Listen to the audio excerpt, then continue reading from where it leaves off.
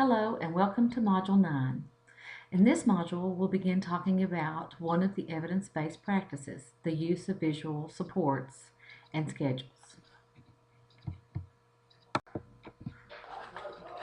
Before we start talking about visual supports, let's quickly review what we've talked about in the class thus far.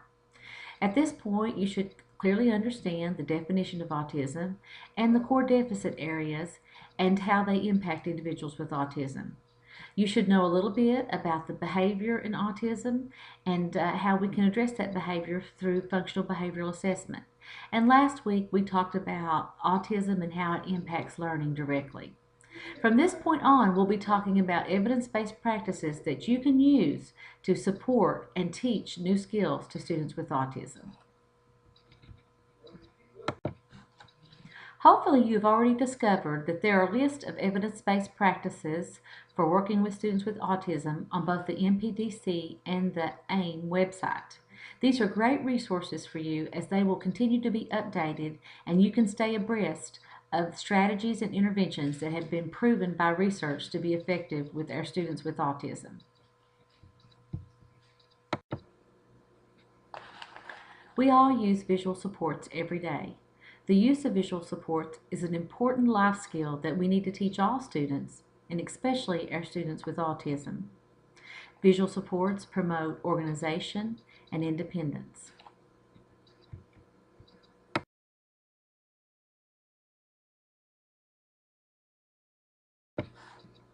There are many types of visual schedules, and one schedule may look very different from another.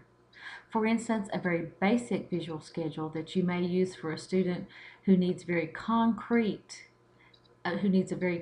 schedule would be an object schedule, where a student actually uses an object from certain activities as a part of their schedule to let them know what is coming up.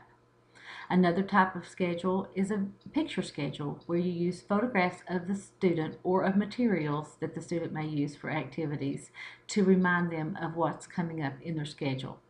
More abstract types of schedules would include symbols, such as board maker symbols, or words that you might use in a simple checklist. Two very important points I'd like for you to remember about visual schedules is one, students never really outgrow schedules. We all need schedules, just at different levels and different types. Hopefully, over time, as students mature, we do adapt their schedules and change them to become more age appropriate. However, we never need to take those away. Schedules are great to have when changes happen. When changes occur, we can take a schedule and show that student how their day is going to change. But if that student is not used to having a schedule, this is not helpful in these situations. The second thing I'd like for you to remember is to make sure that your student is interacting with the schedule and not your staff. All too often, I walk into classrooms and teachers are using the schedules very well, but the students aren't really interacting with them. Ideally, the students should take care of moving things on a schedule, checking things off in a schedule, whatever kind of interaction is required with that schedule. Make sure that you're encouraging the student to do that and as independently as possible. There's so many ways we can use visual supports.